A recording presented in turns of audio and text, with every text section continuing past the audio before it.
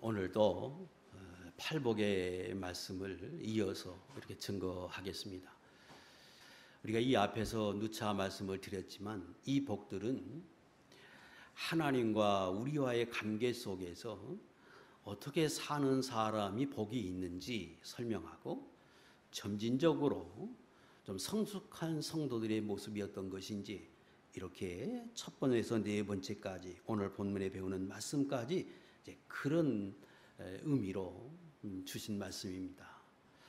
그러므로 오늘 주신 이 의에 줄이고 목마른 사람이라 하는 사람은 실제로 그렇게 살아드린다고 하면 하나님 앞에서 사는 성도들이 그 하나님과의 관계 속에서는 아주 성숙한 성도, 그런 성도라고 우리가 지칭할 수 있습니다.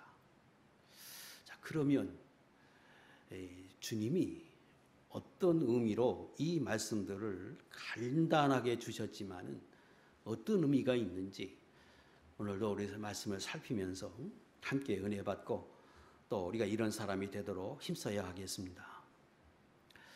여기서 말씀하시는 의는 사전에서 찾으면 이 사람이 마땅히 지키고 행하여야 할 바른 도리 이렇게 정의되어 있습니다. 원어적인 의미도 같습니다. 그런데 이 말씀을 우리가 앞에서 배운 것처럼 이 말씀은 사람과의 관계를 말씀한 게 아니고 하나님과 나와의 관계를 말씀하셨으므로 이것을 우리가 받아들일 때는 예수 믿는 성도가 하나님 앞에서 마땅히 행해야 할 바른 도리 이렇게 해석하고 적용해야 하겠죠. 그러면 예수 믿는 사람이 하나님 앞에서 마땅히 행해야 할 바른 도리가 뭐냐? 간단합니다. 그것은 곧 하나님이 우리에게 주신 명령, 계명, 이게 성경이죠. 이거는 우리에게 필요한 모든 것을 다 주셨다, 충분하다, 우리가 그렇게 배웠습니다. 그래서 이 말씀이 하나님이 우리가 바로 행해야 할 모든 도리를 여기에 기록하셨어요.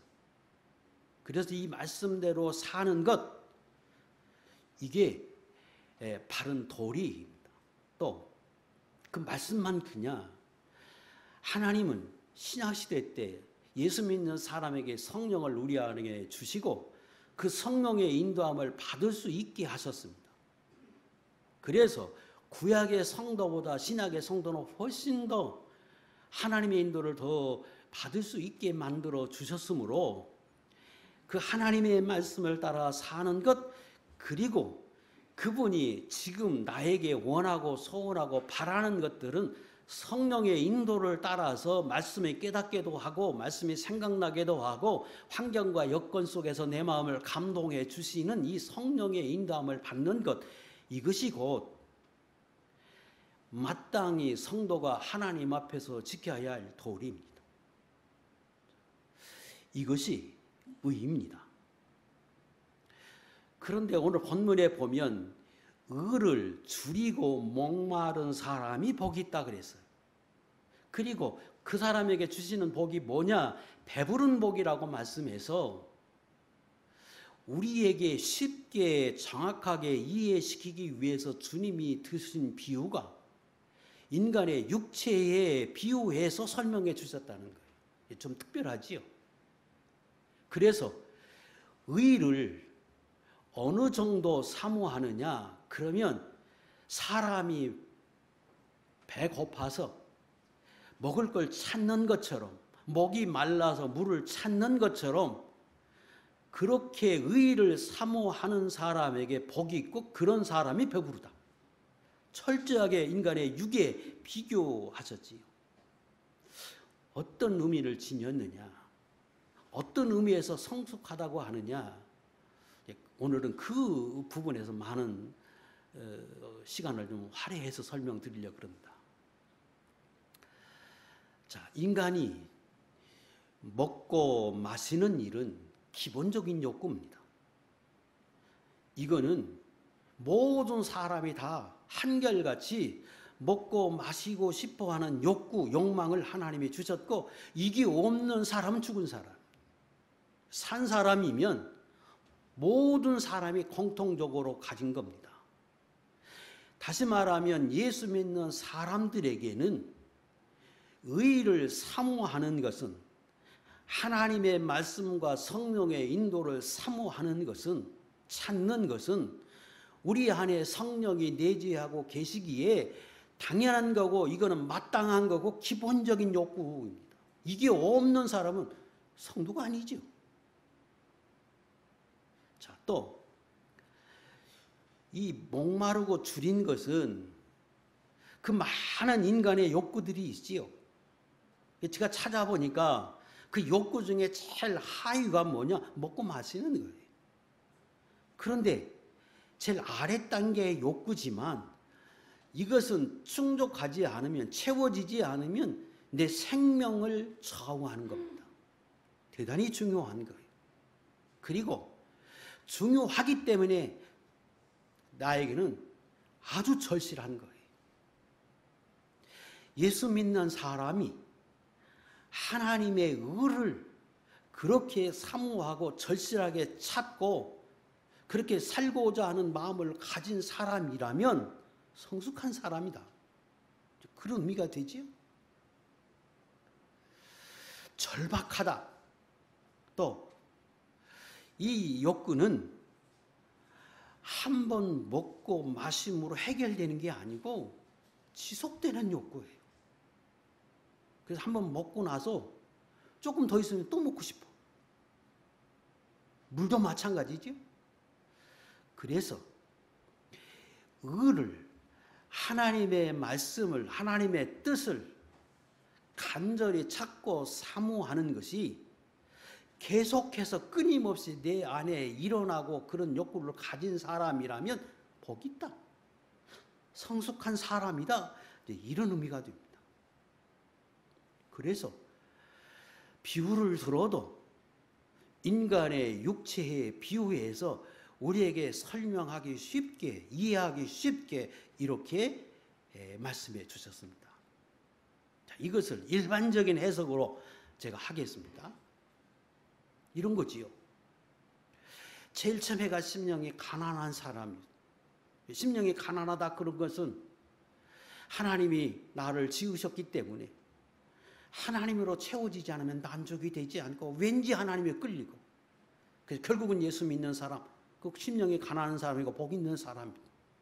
그 예수 믿고 나니까 더 끌리고, 그리고 내가 얼마나 가난한 사람인지, 내가 얼마나 연약한 사람인지, 미약한 사람인지, 한계를 지닌 사람인지를 깨닫고, 그리고 보니까 하나님은 창조주이고 그분이 절대적인 주권을 갖고 계셔. 그래서 예수 믿고 나니까 비로소 내가 어떤 존재인지를 알고 하나님 어떤 존재인지를 아는 사람, 심령이 가난한 사람. 기본적인 거지요. 예수 믿는 사람들이 거기서부터 시작해.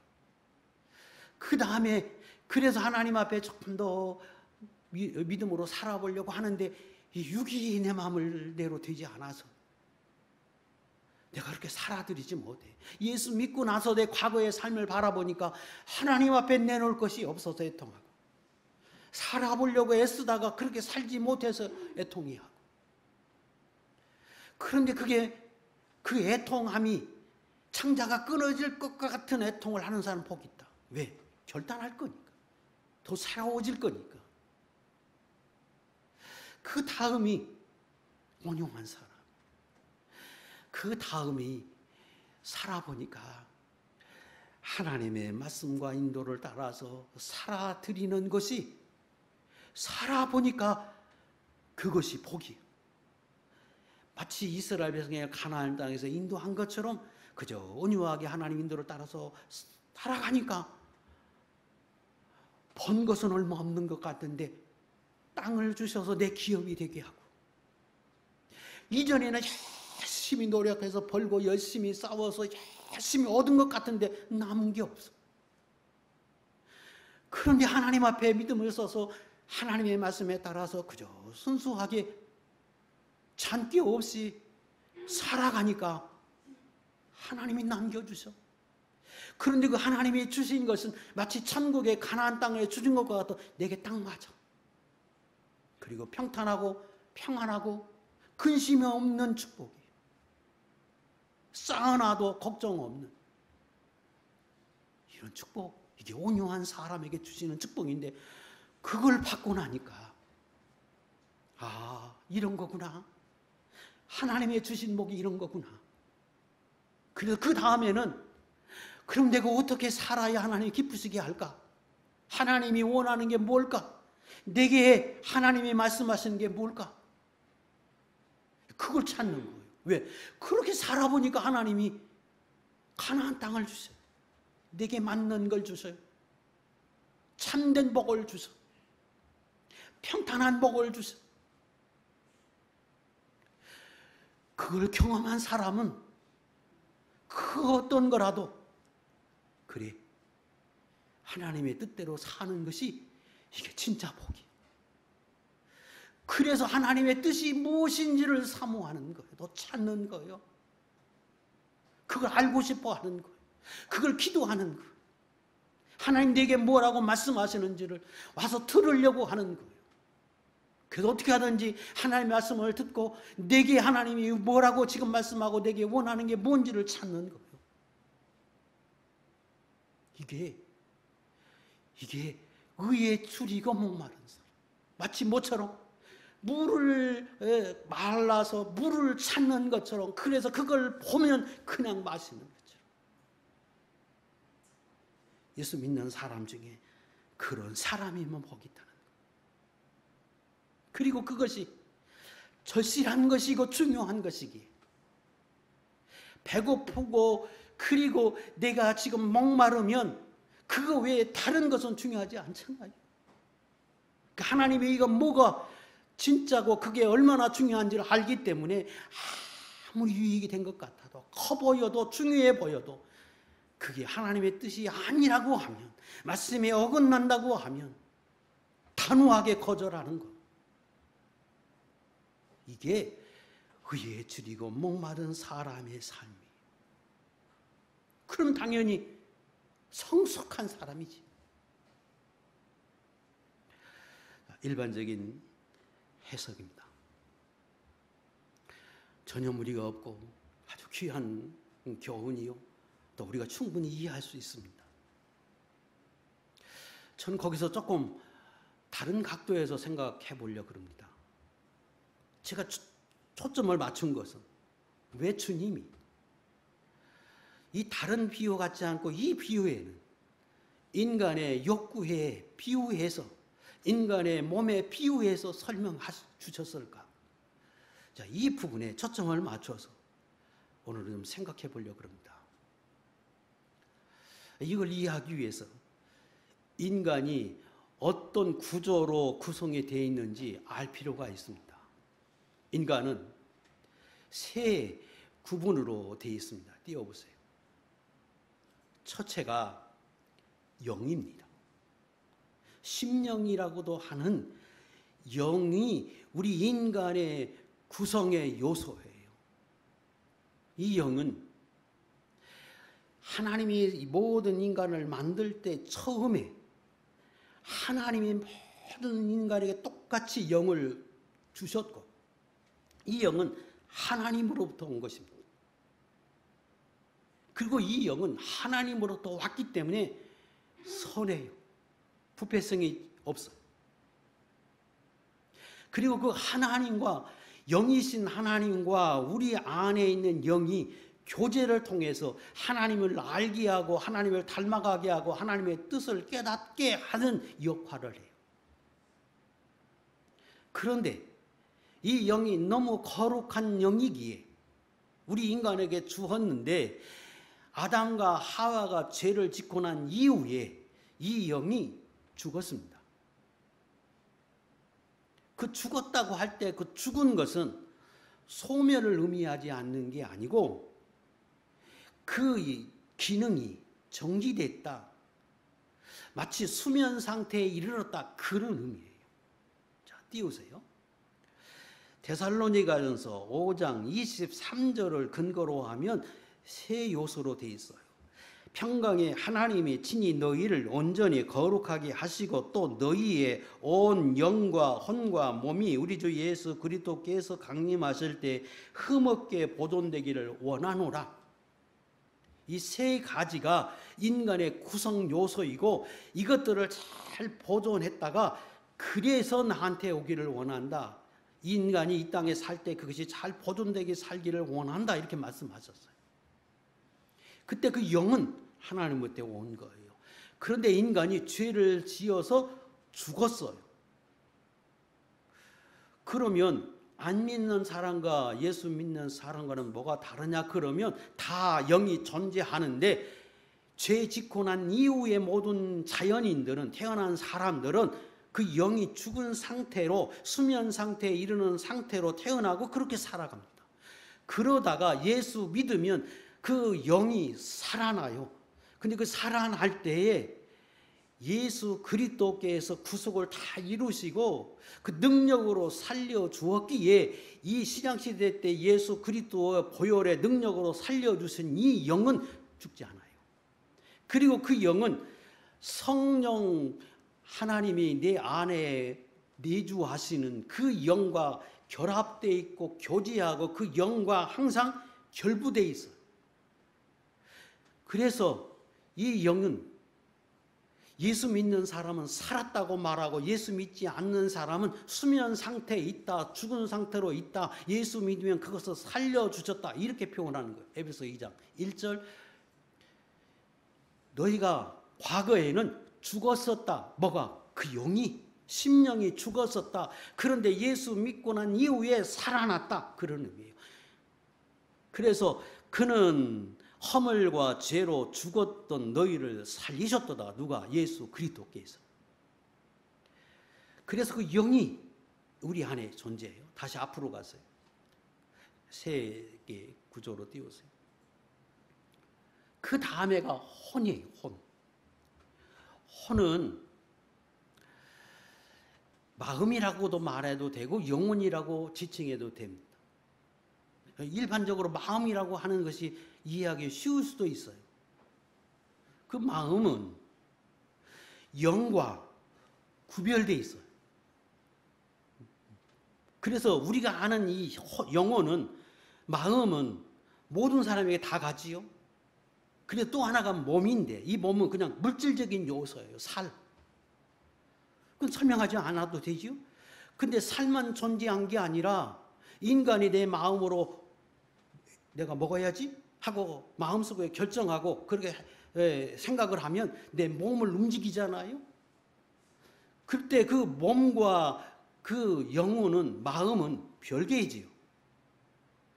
그런데 그 영과 별개라고 하는 것을 뭘로 아느냐 그러면 아까 제가 말씀드린 대로 예수 믿는 사람은 영이 살아있고 예수 믿지 않는 사람은 죽어있다 그랬어요. 그럼 죽어있으면 그것이 우리가 말하는 그 혼이라고 하는, 영혼이라고 하는 그 영과 결부되어 있거나 그것을 말한다고 하면 예수 믿는 사람과 안 믿는 사람이 뭔가 구별이 돼야 되잖아요. 그런데 예수 믿는 사람이나 안 믿는 사람이 생활하는 데는 아무 지장이 없어요. 그리고 우리가 볼 때도 별로 차이가 안 나요. 그 말은 그 영이라고 하는 것은 하나님과의 관계 속에서 형성되어 있고 그 하나님과의 결부되어 있어서 우리의 생활 속에서는 인지하기가 쉽지 않다는 거예요. 그러나 혼은 직접적으로 우리가 인지하는, 우리 안에 우리의 의사를 결정하고 지정에 의해서 내가 어떤 생활을 하게 되는 우리가 아는 그것들을 영혼이라고 말해요. 마음이라고 말하는 거예요. 그리고 그 마음은 내 마음을 지배해요. 내 몸을 지배해요. 그래서 세 가지로 구별하는 데는 어렵지 않다고 생각해요. 몸, 마음이라고 하는 영혼, 그 다음에 영. 이 세 가지로 분리되어 있어요.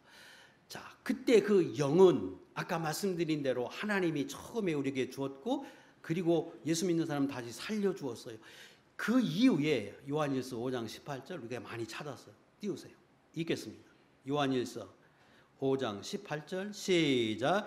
하나님께로부터 난 자는 다 범죄하지 아니하는 줄을 우리가 아노라. 하나님께로부터 나신 자가 그를 지키심에 악한 자가 그를 만지도 못하느니라. 놔두세요.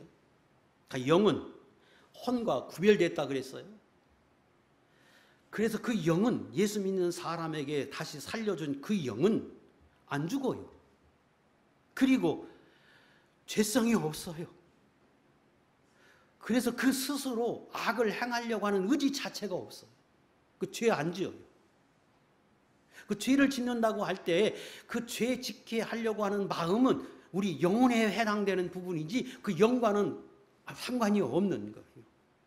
그래서 그 영은 중생한 성도들 안에 내재하신 성령과 결부되어 있고 그 성령이 지키기 때문에 빼앗지도 못해. 누구도 손대지 못해. 그런데 그것은 거룩해서 죄성도 없어. 이것이 우리 예수 믿는 사람이에요. 그러면 안 믿는 사람과 뭐가 다르냐? 그 중생한 영혼이 살아있는 거예요. 그리고 안 믿는 사람은 그 수면 상태로 살다가 죽는 거예요. 자, 그리고 사람이 죽으면 그 부분은 뒤에 다시 하겠습니다.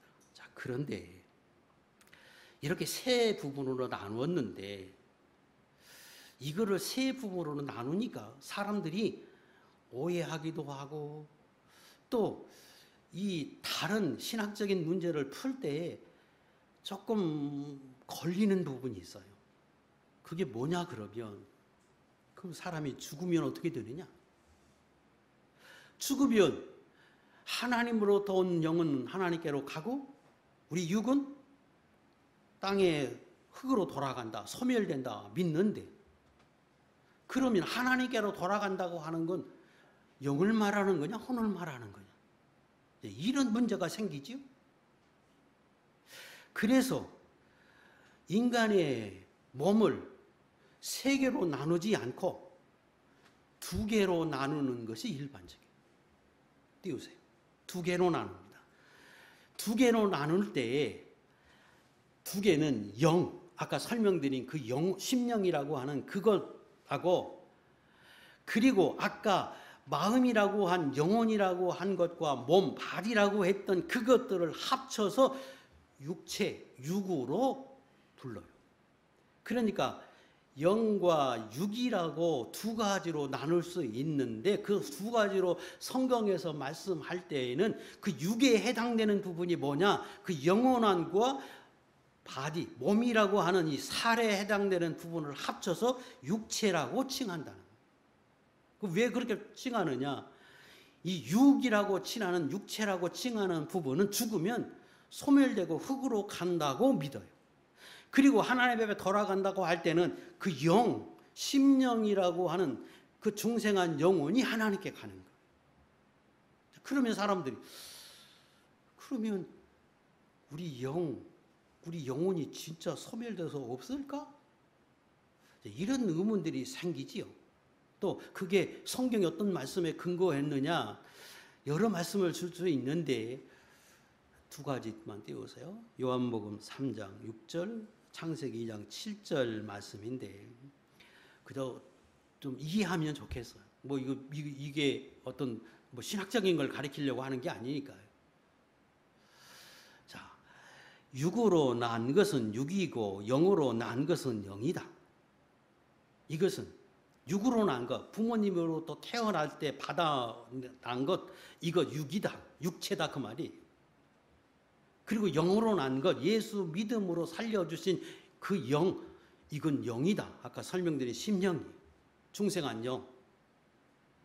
그러면 우리 육체에 해당되는 그 마음이라고 하는 영혼이라고 하는 것과 바디는 육에서 나와요. 부모로부터 나와서 실제로 닮아요. 영은 하나님을 닮는데 왜? 하나님부터 와서.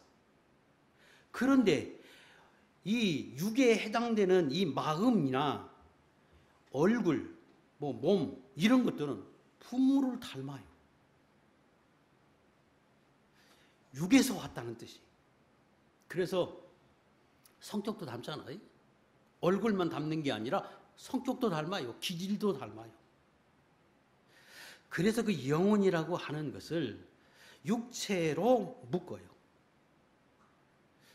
결정적인 하나의 이야기를 더 드리면 이 동물에게도 혼적인 요소가 있어. 동물은 영적인 동물이 영적이다. 우리 이렇게 말하지 않지요? 왜? 하나님이 우리에게 주신 그 영이 존재하지 않기 때문에 그저 동물은 살아있지만 그건 그저 육적인 짐승으로 우리가 취급해요. 왜? 거기에는 영이 존재하지 않고 우리가 인간이 흙으로 돌아간다고 하는 그 마음, 그 혼, 영혼이라고 하는 그 기능이 짐승에게도 있고 그리고 바디, 물질 요소, 물질적인 요소, 그 살도 존재해요.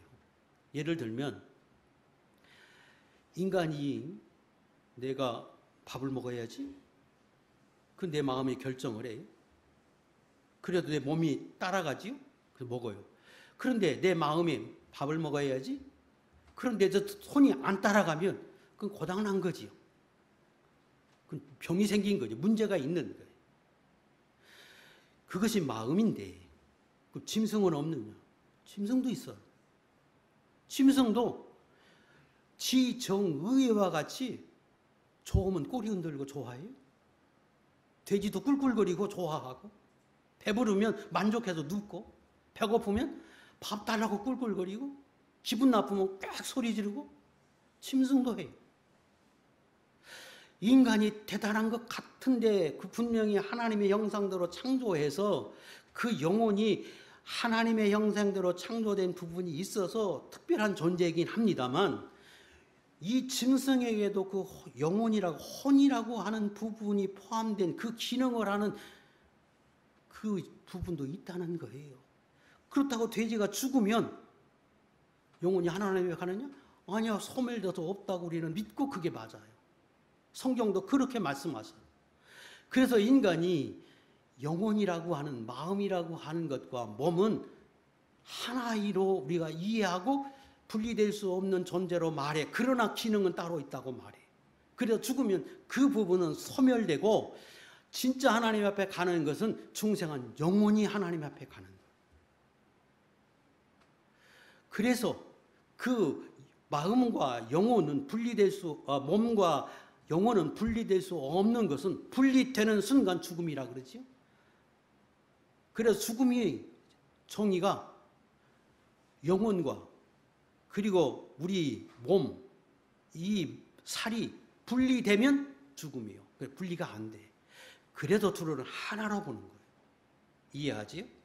제가 왜 지금 이 말씀을 길게 드렸느냐? 그러면 진짜는 지금 이제 말씀드리려고 그래요.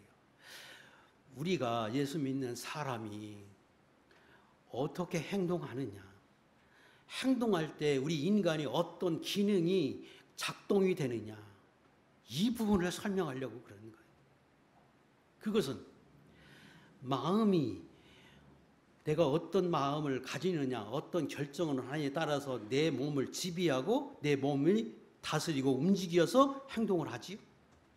그때 그 영혼은 내 마음은 영의 지배를 받기도 하고 악한 영의 지배, 마귀의 지배를 받기도 하고 독단적으로 자기 영혼 플러스 자기 몸을 지배해서 다스리기도.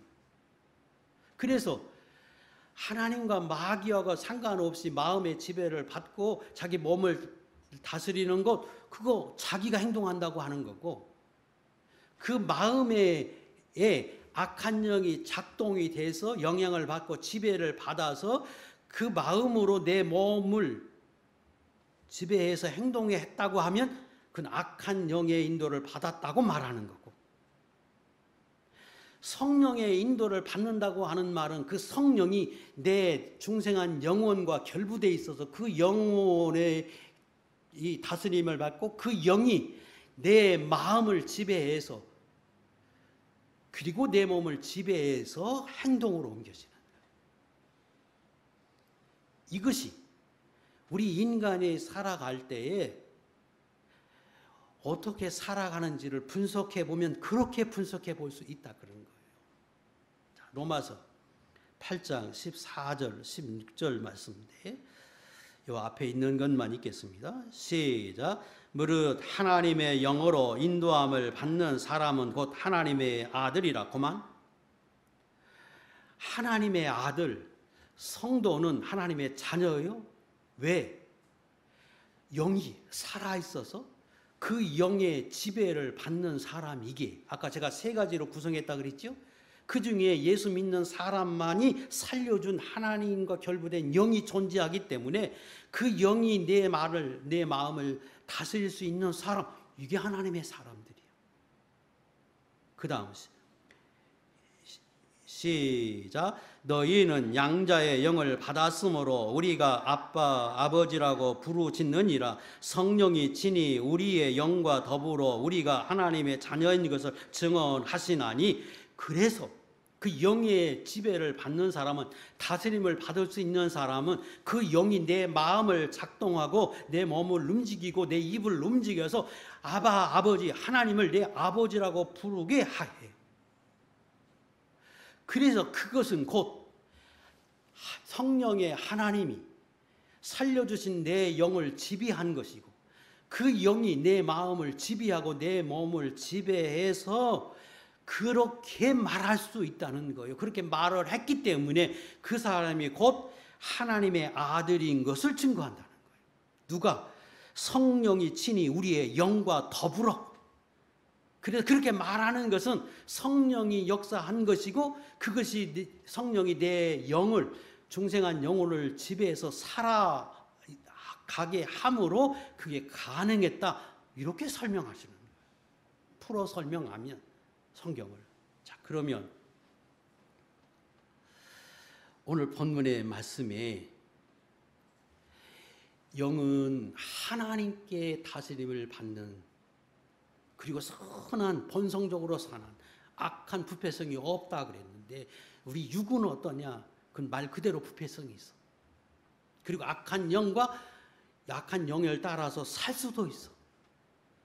그러면 마땅히 영의 지배를 받고 사는 것은 하나님 앞에 복이 될 거고 상이 될 거고, 그건 선한 일일 거고, 내 마음의 지배를 받거나 악한 영의 지배를 받아서 내 육으로 행한 것은, 그거는 악이 되는 거고, 그거는 하나님 앞에 복된 것이 못 된다는 거예요. 로마서 8장 5절 6절의 말씀이 그거예요.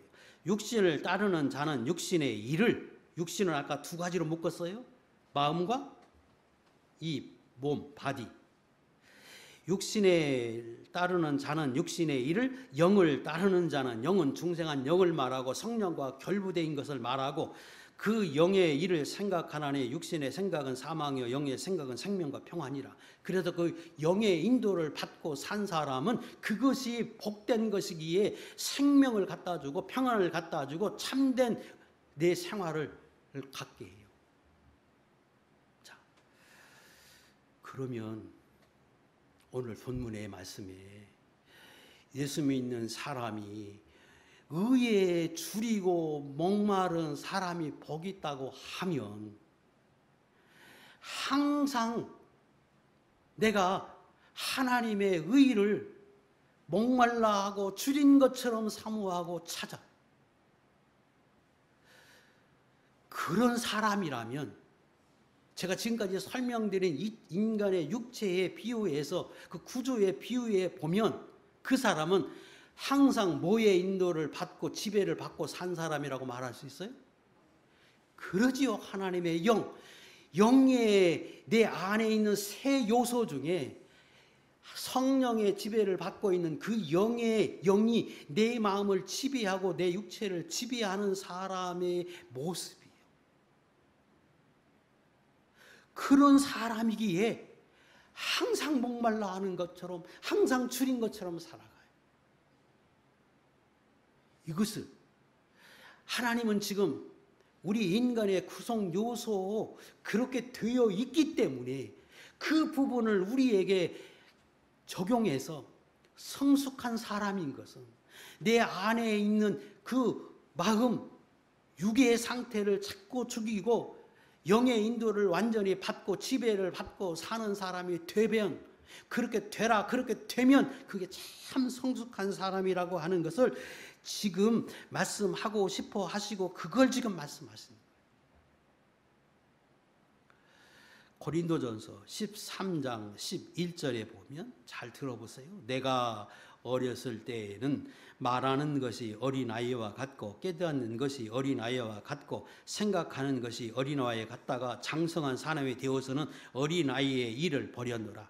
처음 예수 믿는 사람은 영의 지배를 받는 것이 적겠지요. 그것은 자기 마음에 따라서 자기 몸이 따라가든지 세상 사람처럼 악한 영과 결부되어 있는 그 육의 인도를 따라가는 것이 대부분이기 때문에 그 영의 지배를 받기 못하기 때문에 깨닫는 것도 약하고 행동하는 것도 그저 예수 믿는 사람이지만 세상 사람과 비슷해요. 그런데 성숙한 사람이 되면 될수록 예수 그리스도를 닮아나간 사람이 될수록 내 안에 영의 지배를 받아서 그 영이 지배를 받아서 살아갈수록 우리는 영이 더 잘한다고 설명해요. 그 영의 세력이 커진다고 생각해요. 그러면 훨씬 더 성숙한 사람, 성상한 사람, 하나님이 기뻐하는 그런 사람으로 살아가겠지요. 그것을 에베소 4장 13절이 이렇게 설명하는 거예요. 우리가 다 하나님의 아들을 믿는 것과 아는 일에 하나가 되어 온전한 사람을 이루어 그리스도의 장성한 분량에 충만한 데까지 이르리니 자라나가서 영의 지배를 더 받는 사람이 되어 나가라. 이 말을 이렇게 표현하고 있어요. 자, 그러면 이제 이해됐다고 생각해요. 왜 이것이 그렇게 중요하느냐? 본질적인 설명은 다 드렸는데 제가 조금 더 진행해서 그러면 저와 여러분이 왜 그렇게 살아야 하고 그렇게 성숙한 사람의 모습으로 사는 것이 왜 복이냐, 그것이 얼마나 큰 유익이 되느냐.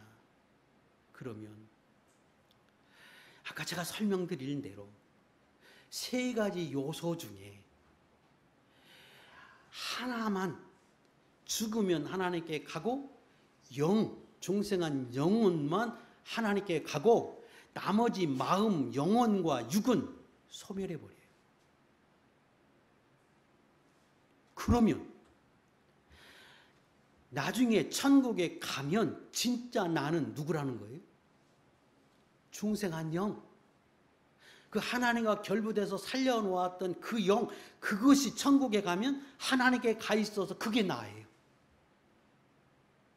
그러면 이 땅에서 중생에서 하나님이 살려줬던 그 영이 살기는 살았는데 나를 지배하지 못하고 잘하지 못한 상태로 살면, 그래서 예수 믿을 때나 안 믿을 때나 별로 별반 달라진 게 없이 살면 육은 어차피 소멸돼 버릴 거니까 아무리 잘나도 아무리 멋있어도 아무리 건강해도 아무 의미가 없고 소멸해 버릴 거고, 내 그 중생한 영혼만 예수 믿지 않는 사람은 수면 상태에 있는 것 하나님 앞에 가니까 그거는 죽어 있는 사람으로 지옥에 가는 거고, 예수 믿는 사람으로 살아있어서 생명은 있지만 이거 뭐 절대 잘하지 못한 사람이면 천국에 가서 그게 나예요. 그게 나.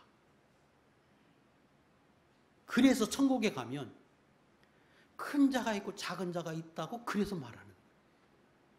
이 땅에서 항상 생각하는 것이 내 영의 지배를 받고 나를 다스리고 살았던 사람은 내 영이 커진 사람으로 큰 사람으로 살 거고, 그러지 않은 작은 사람으로 살아있기 때문에 천국에 가면 나는 어린아이 같은 나가 천국에 존재하는 거고, 어떤 사람은 큰 사람으로서 천국에 존재하는 것이 되는 거예요. 이거 비유적인 설명일 수도 있지만 하나님이 그렇게 성경에서 말씀하시니까 우리가 그걸 염두에 둬야 한다. 마태복음 18장 4절, 그러므로 누구든지 이 어린아이와 같이 자기를 낮추는 사람이 천국에서 큰 자니라. 영이 큰 사람이라는 거예요. 너희 중에 큰 자는 너희를 섬기는 자가 되어야 하리라. 큰 자, 작은 자가 분명히 성경에 말씀하셨어요. 띄우세요. 요한계시록 20장 12절 말씀은 다 읽겠습니다. 시작. 또 내가 보니 죽은 자들이 큰 자나 작은 자나 그 보좌 앞에 서 있는데 책들이 펴 있고 또 다른 책이 펴졌으니 곧 생명책이라. 죽은 자들이 자기 행위를 따라 책들에 기록된 대로 심판을 받으니 거기 죽은 자들이 큰 자나 작은 자나 그 보좌 앞에 서 있는데, 하나님 앞에 서 있는데 큰 자 작은 자가 서 있다고 할 때 그 큰 자와 작은 자를 일반적으로 설명할 때는 세상에 있는 어린아이, 남녀노소, 빈부 귀천을 막론하고 모든 사람이 하나님 앞에 서 있다, 이런 말도 되지만, 영적으로는 그 중생한 영이, 아니 하나님이 처음에 만들어준 그 영이 작은 자, 이 땅에 사는 동안 그것이 지배하지 못하고 그저 죽은 상태로 살았느냐, 그 영이 그 사람을 얼마나 지배하고 다스려 자라 있었느냐, 그 큰 자 작은 자, 왜 그게 하나님 앞에 갔을 거니까. 그 큰 자 작은 자는 우리 중생한 영혼을 설명한다고 해석하기도 하는 거예요.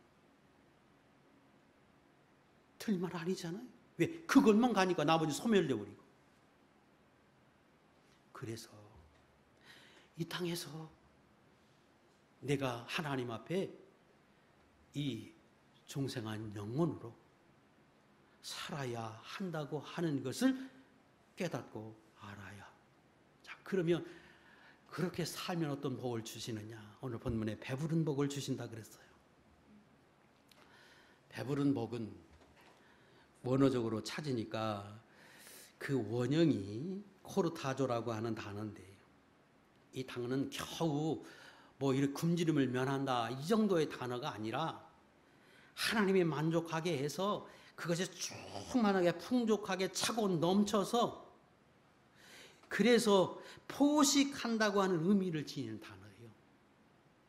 또 그 배부른다고 할 때에 그 표현이 먹이 그리고 풀, 이 두 단어가 합성되어 있는 의미를 지니는 단어예요. 다시 말하면 배부르다고 하는 것이 짐승을 끌고 풀밭에 가서 실컷 먹여서 그 짐승이 배부른 상태를 설명하고 있는 단어라 그 말이에요. 그래서 종합해 보면 그런 의미지요. 내가 온유한 사람이 돼서 선한 목자이신 예수님을 잘 따라가는 사람, 그래도 복 있어요. 그런데 더 나가서 굶주린 사람처럼, 목이 마른 사람처럼 그 선한 목자이신 예수님을 어떻게 하든지 가까이서 따르고 적극적으로 따르려고 하는 사람은 하나님의 선한 것으로 인도해서, 푸른 초장으로 인도해서 배부르게 먹고 쉬는 그런 곳으로 인도해서 나로 하여금 부족함이 없는 사람이 되게 하신다, 이런 의미로 사용됐습니다. 당연하지요. 그래서 의에 줄이고 목마른 사람, 그러면 이제 두 가지 의미 설명합니다. 영적으로 만족함, 육적으로 만족함을 얻게 하는데, 그게 시편 23편 1절로 6절에 있는 말씀과 의미는 같다고 표현합니다. 여호와는 나의 목자시니 내게 부족함이 없으리로다. 그가 나를 푸른 풀밭에 누이시며 쉴만한 물가로 인도하시는도다. 내 영혼을 소생시키시고 자기 이름을 위하여 의의 길로 인도하시는도다. 내가 사망의 음침한 골짜기로 다닐지라도 해를 두려워하지 않을 것은 주께서 나와 함께 하심이라. 주의 지팡이와 막대기가 나를 안위하시나이다. 주께서 내 원수의 목전에서 내게 상을 차려주시고 기름을 내 머리에 부으셨으니 내 잔이 넘쳐 나나이다. 내 평생의 선하심과 인자심이 반드시 나를 따르리니 내가 여호와의 집에 영원히 살리로. 이 은혜 주신다는 거예요. 시편 107편 9절에 보면 저가 사모하는 영을 만족케 하시고 줄인 영혼에게 좋은 거 채워주신다고 그랬어요. 그렇게 사모하는 사람에게는 실제로 의를 이루게 해서 하나님의 말씀대로 살게 하고 하나님의 뜻대로 살게 해서 천국에서 복을 받아요. 왜 복을 받을 수밖에 없느냐 그러면, 천국에는 하나님의 의만 존재하는 거지.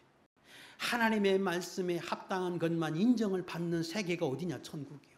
그래서 거기 베드로후서 3장 13절 우리는 그의 약속대로 의가 있는 곳인 새 하늘과 새 땅을 바라보는다. 천국에 가면 이 땅에 그 모든 것을 인정받지 못하지만 하나님의 말씀대로 행한 것만 인정을 받는 세계예요. 그것만이 살아있고 그것만이 존재하고 그것만이 인정을 받고 그것만이 우리에게 복이 되는 세상이 어디냐? 천국이요. 그러므로 그거를 찾았던 성도는 마땅히 많이 이뤘겠죠. 그렇게 살아들였겠죠. 그러니까 천국엔 배부른 사람처럼 거기서 하나님 앞에 영광을 누리고 살아가는 사람이 되고, 뿐만 아니라 이 땅에 사는 동안에도 하나님의 부족함이 없게 누리는 축복, 영과 육으로 누리는 축복을 얻게 하신다고 말씀하십니다. 네 번째, 성숙한 성도는 온유한 성도를 뛰어넘어서 그것이 얼마나 큰 복이고 참된 것인지 깨달아서 더 적극적으로 하나님의 뜻이 무엇인지, 내게 뭐라고 말씀하시는지, 뭘 원하는지를 찾아서 그 뜻대로 살아드리려고 하는 사람, 이런 사람이 복이 있다고 말씀하셨는데 이 복을 여기 계신 모든 분들이 다 받고, 그래서 여러분의 영이 날마다 성장하고 자라서 하나님 앞에서 큰 자의 반열에 서는 복 있는 종들이 다 될 수 있기를 주의 이름으로 축복합니다. 기도하겠습니다.